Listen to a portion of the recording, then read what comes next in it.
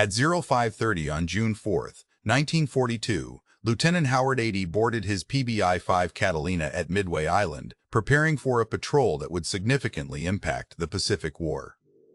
Addi was 24 years old and a member of the Naval Academy class of 1939, flying with Patrol Squadron 23. His aircraft, tail number 23P6, was weighed down by fuel intended to cover a 700-mile search pattern. In the pre-dawn darkness, somewhere out there in the vast ocean, the Japanese fleet was advancing. Naval intelligence strongly suggested this, and radio intercepts corroborated it, even though their exact location remained unknown. The PBY Catalina was not designed for combat, rather, it was built for endurance. With its twin engines, parasol wing design above the fuselage, and a cruise speed of even 15 mph, it was slow and cumbersome, but could remain airborne for up to 24 hours, traverse an impressive distance of 2,500 miles, and provide visibility over 50 miles, on clear days.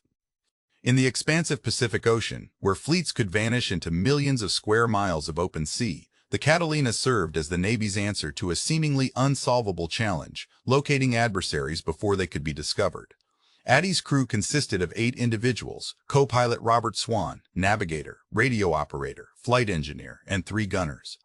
They had been conducting patrols from Midway for 4 months, flying over endless stretches of water without success. The daily routine was tedious: take off at dawn, fly straight lines across an unchanging expanse of ocean for 15 hours, return after nightfall, sleep, and repeat. However, this morning felt distinctively different. For 3 days, the base had been on high alert, with all available aircraft in operation. The Marines had deployed every fighter they possessed, and B-7 bombers were ready to launch at a moment's notice. Everyone was aware that the Japanese were approaching, but the unknown factors were timing and direction. Addi took off at 0415, ascended to cruising altitude, and proceeded northwest on a bearing of 3015 DDA. His designated sector spanned 45 DA and extended 700 meters from midpoint. He would traverse one heading, then make a 15-degree turn to return, methodically sweeping an area of 22,000 square miles at sea. The PBI had a unique advantage over other patrol aircraft: it could fly low and slow. While land-based bombers needed to maintain their altitude and speed, the Catalina could descend to 500 feet, throttle back to 90 knots, and meticulously examine every wave, shadow, and anomaly on the surface. The crew could actually observe what they were searching for, rather than merely scanning radar screens or peering through bomb sites. At 0533, Addi was 1890 miles from Midway when his co-pilot noticed smoke on the horizon.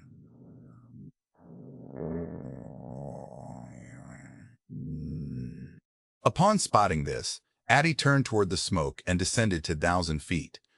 As they approached, the Japanese fleet emerged through the morning mist: 2 aircraft carriers, several battleships, cruisers, destroyers, the main striking force. It was precisely what they had been looking for.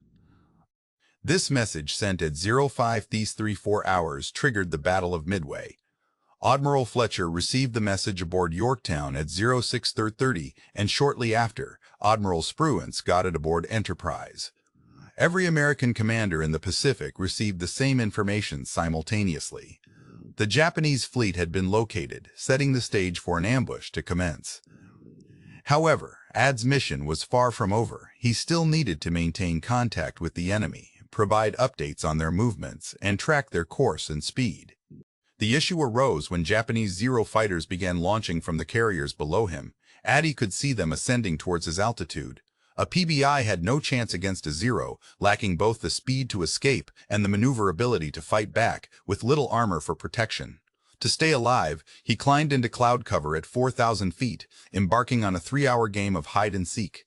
He would dive into clouds, re-emerge miles away, quickly observe the fleet, transmit an update, and vanish again before the Zeros could intercept him. The Japanese fighters searched desperately but failed to locate him amid the overcast skies. Utilizing weather conditions and patience, Addi kept a watchful eye on the most powerful fleet in the Imperial Japanese Navy while remaining out of sight. At 0836 hours, after 3 continuous hours of tracking, he was relieved by another PBI and began his return journey. He landed at Midway at fine hours, refueled, and took off again at 1300 hours for further reconnaissance. American carrier planes were attacking the Japanese fleet based on his initial sighting made at 0:50:30 hours, with the entire engagement hinging on that crucial moment of discovery.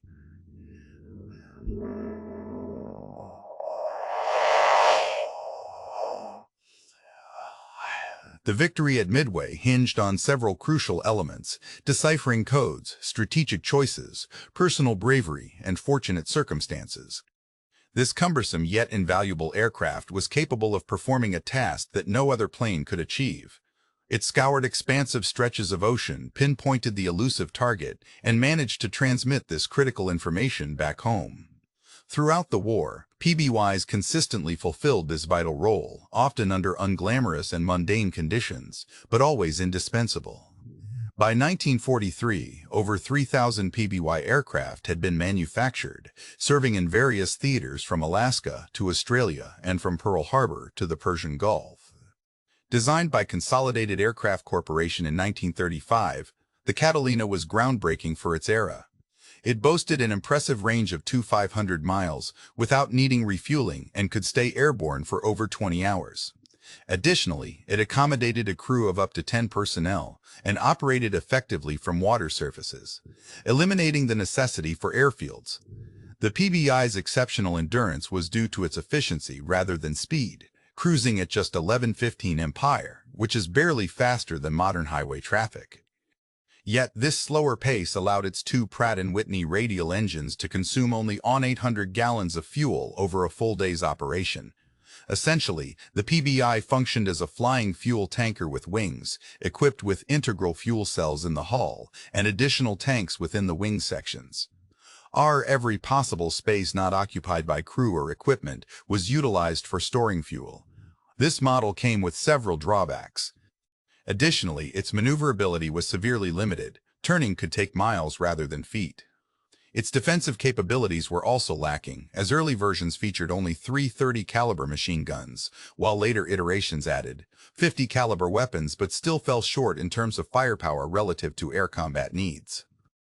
Within the PBY squadrons, there was a humorous yet telling comment that their aircraft functioned more like flying clay pigeons than combat planes. However, the Navy's requirement for the PBY wasn't to engage in dogfights, rather, it was to gather intelligence.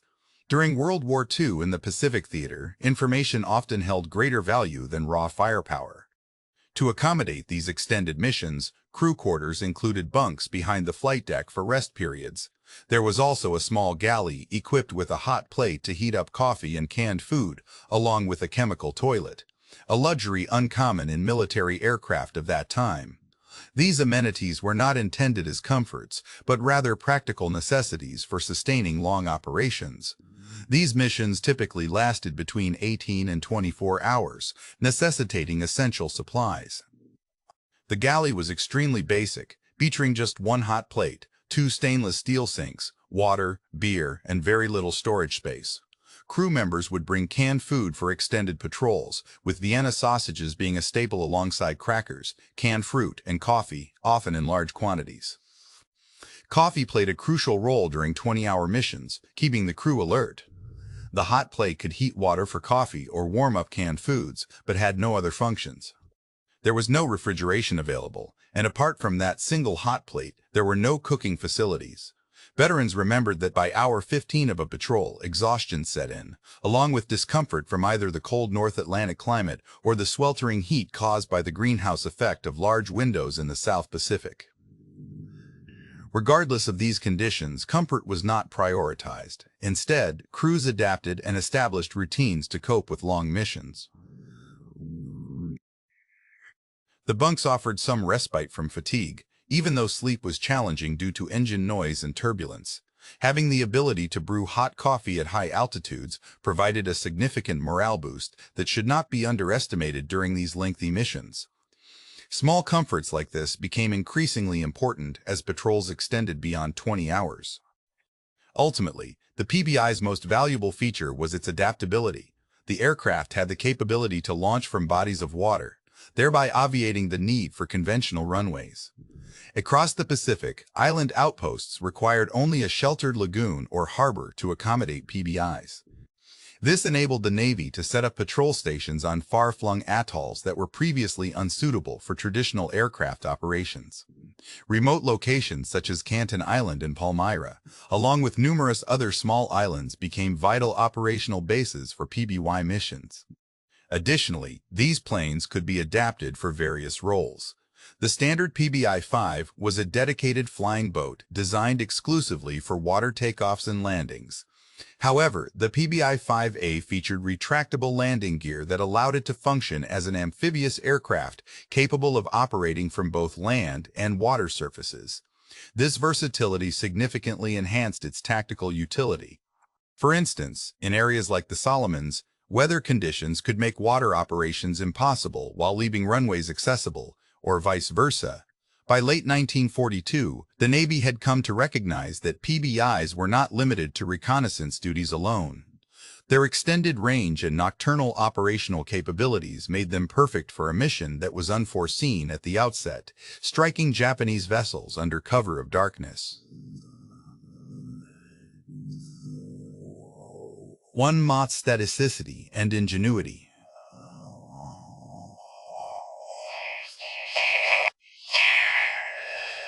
During daylight hours, the Japanese had air superiority in many regions, with their fighters controlling airspace and anti-aircraft defenses protecting their ships. However, once night fell, this advantage shifted dramatically.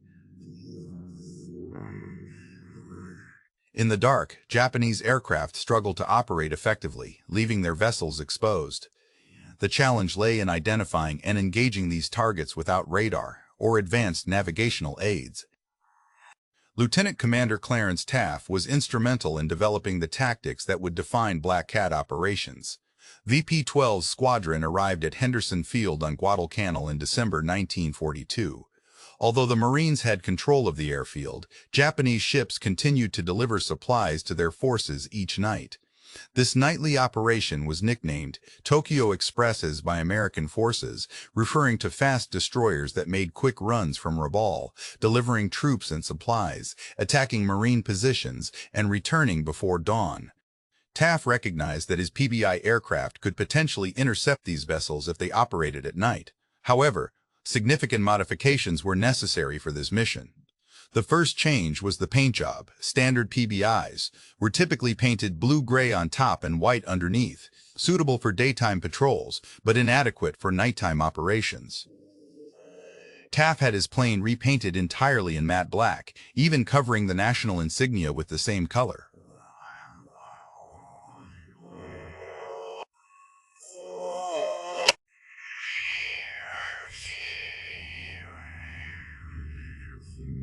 Under these conditions, the aircraft became nearly invisible against the night sky. Next came a shift in tactics. Routine daylight patrol involved systematic coverage and predictable flight patterns at fixed altitudes. In contrast, nighttime attacks required unpredictability. Black Cats would take off just before sunset, fly to anticipated areas where Japanese ships were likely to be found, and begin their search and attack missions. These aircraft flew very low, sometimes only 50 feet above the water surface, and used island silhouettes as cover while approaching their targets. They attacked from unexpected angles, dropped their ordnance, and vanished back into the darkness before the Japanese could react. Moreover, weapon modifications were also essential. Standard PBYs carried depth charges for submarine patrols or bombs for ground attacks, but Taft's aircraft needed different armaments suited to nighttime interdiction missions. Black Cats transported a wide variety of weapons, including bombs, depth charges, torpedoes when they were available, and even hand grenades. The crew would discard waste blisters overboard. A notable Black Cat team once attacked a Japanese submarine using Molotov cocktails made from beer bottles filled with aviation fuel. This tactic had a profound psychological impact on the enemy. Prior to these nighttime raids, Japanese sailors felt secure moving about at night. But suddenly, black-painted flying boats would emerge unannounced, strike their targets, and vanish back into the darkness. The Japanese independently coined the term Black Cats without knowing that this was also what American forces called them.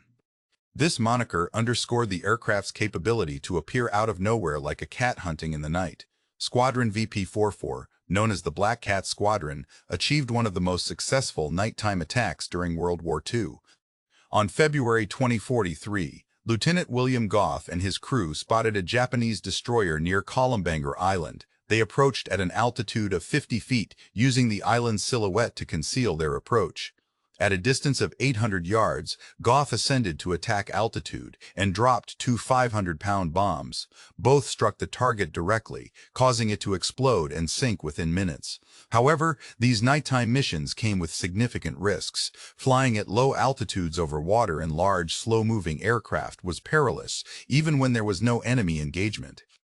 Spatial disorientation, mechanical failures, and navigation errors claimed many lives. Of the 7 original Black Cat PBYs deployed to Guadalcanal, 4 were lost within 2 months, not all due to combat. As operations expanded throughout 1943, additional squadrons were dispatched to various locations such as the Solomon Islands, New Guinea, the Aleutians, and eventually the Philippines. Nighttime operations in poor weather conditions, without electronic aids, often amounted to controlled chaos. Each squadron crafted unique strategies tailored to their specific environments. In the Aleutians region, Black Cats hunted Japanese submarines under perpetual darkness and fog. In the Philippines, they deployed mines in enemy harbors. In the Solomon Islands, they intercepted barge traffic moving between islands. The Black Cats operated in constant peril. During a September 1943 mission, a PBY from VP-54 was illuminated by Japanese searchlights while on an attack run. They narrowly escaped by flying directly between 2 Japanese destroyers, coming so close that the ships could not depress their guns enough to hit them. In the confusion, the destroyers ended up firing upon each other. The psychological impact of Black Cat operations was significant. Japanese sailors reported the nearly invisible black-painted aircraft as terrifying once they initiated attacks.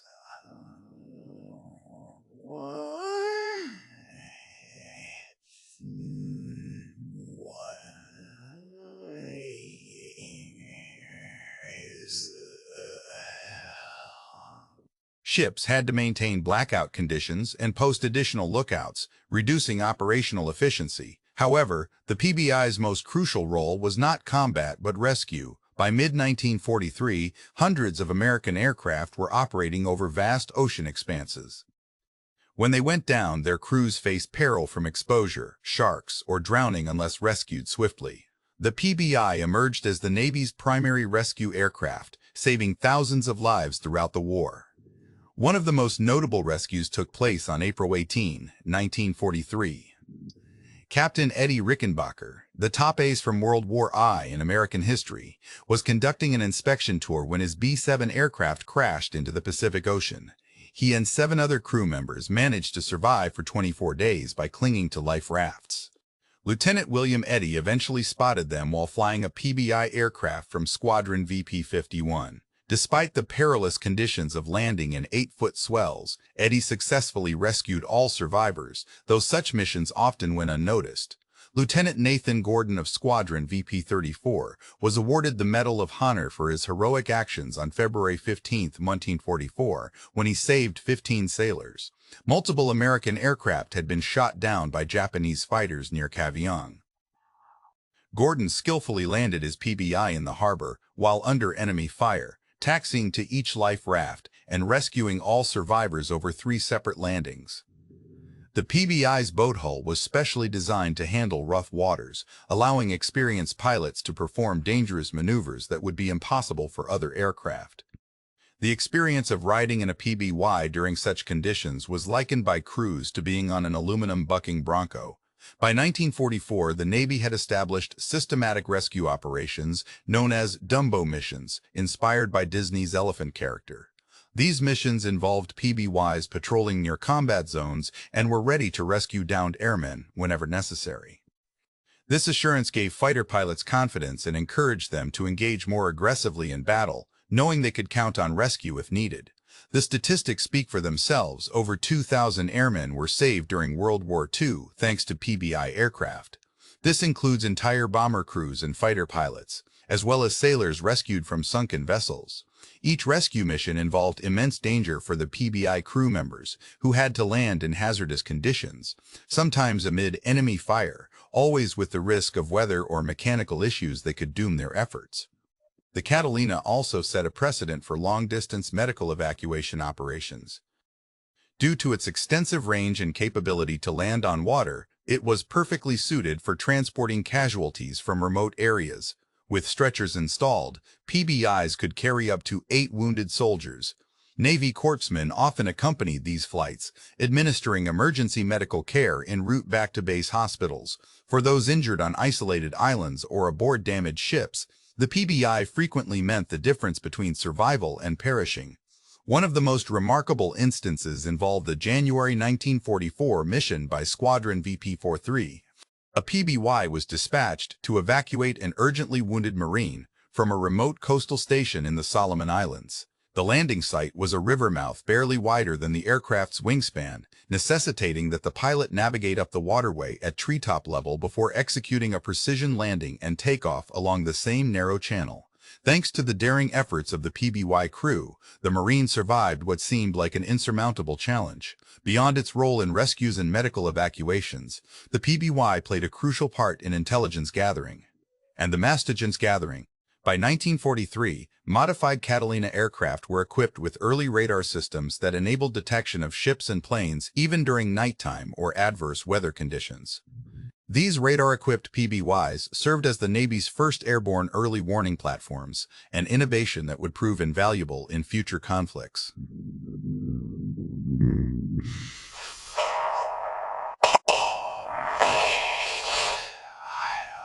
Squadron VP-63 operated these advanced PBYs from Alaska, tracking Japanese submarines and surface vessels through the thick fog. On May 11, 1943, their radar guidance helped a Navy task force retake Attu Island by providing navigation through conditions where visibility was practically non-existent. Without radar assistance from the PBY, the invasion fleet would have been dispersed and exposed to danger. This versatile aircraft served with various Allied forces. The British Royal Air Force utilized over 600 Catalinas for anti-submarine patrols in the Atlantic Ocean.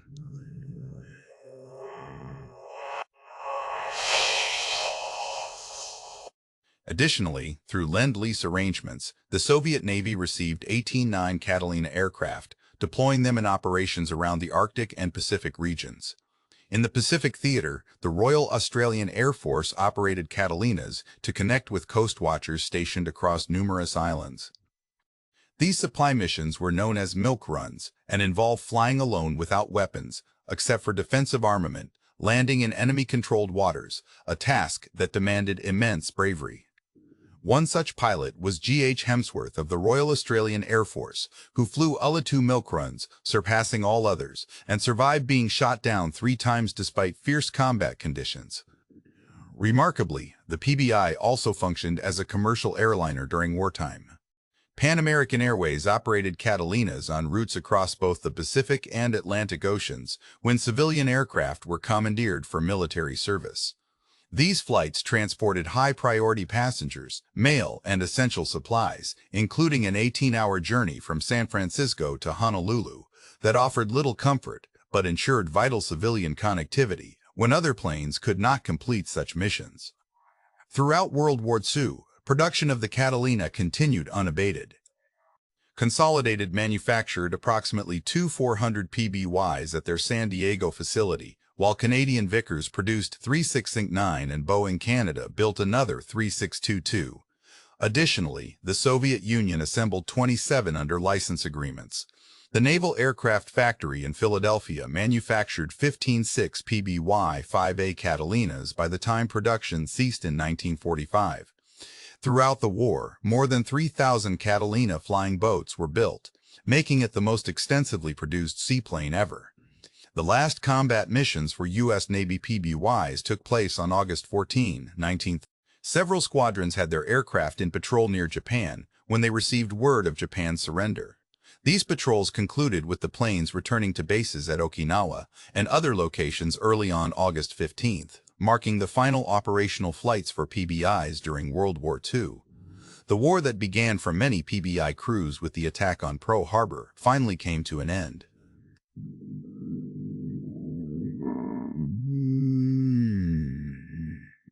Smaller nations purchased surplus aircraft and incorporated them into their air forces, while civilian operators used them for passenger services in remote areas. Some were converted into firefighting planes, utilizing lakes as water sources to combat forest fires. Despite not being the fastest or most agile warplane during World War II, nor boasting the heaviest armament, the PBY Catalina played an indispensable role in the conflict. It identified enemy fleets when other aircraft could not and rescued thousands from certain death. Missions often lasted longer than a day under challenging weather conditions from bases offering minimal protection. Crews of Catalinas typically did not receive the same recognition as fighter pilots or bomber crews, though their work was essential.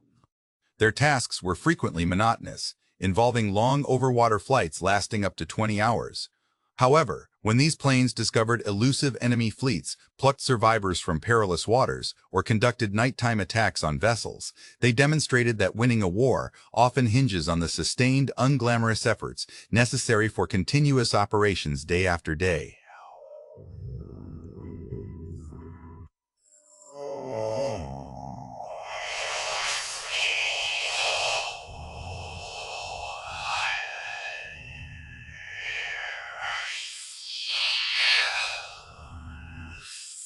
When questioned years later, he simply stated that he was just fulfilling his duty by patrolling the skies, searching for adversaries, and reporting what he discovered. That's what PBY crews were tasked with doing. Nothing extraordinary, according to him. It was merely part of their job description. Yet, collectively, this task, performed by countless crews flying vast distances over uncharted waters, played a crucial role in securing victory in the Pacific War. The Catalina demonstrated that in contemporary warfare, the capability to observe and communicate intelligence is frequently more vital than the ability to inflict damage. Intelligence triumphs in war. The dependable PBY aircraft was instrumental in providing this information at times when no other planes could. If you found this narrative captivating, please give a thumbs up to this video as it aids in reaching a broader audience with these significant historical accounts. Subscribe to our channel to stay updated on more stories of the aircraft and crews that profoundly impacted World War II, and leave a comment mentioning your location.